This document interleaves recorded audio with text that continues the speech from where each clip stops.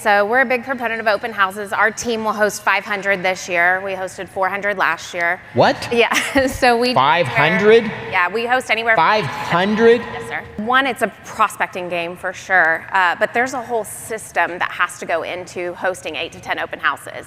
We actually flock signs, so these red open house signs that you see that are branded, I put some traditional open house signs to show that our standard ones are about 40% bigger, and then our other ones that are standing A-frame, they're like, what, 5 or 6 times the size of a normal open house sign. We will flock signs. We'll put 3 in a row, because the first one you see and you're like, what was that? And the second one you're like, look, there's an open house. And by the third one you're like, oh, I need to turn. We have to understand as an industry that the open house is no longer a buyer event.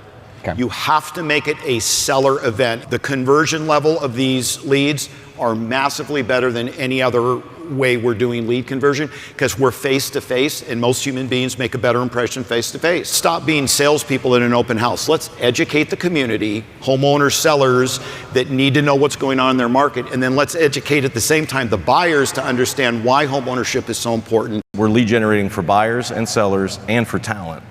If an agent shows up, there's somebody working right now that could be talent that maybe you bring onto your team, or you can start, talking to them about their business.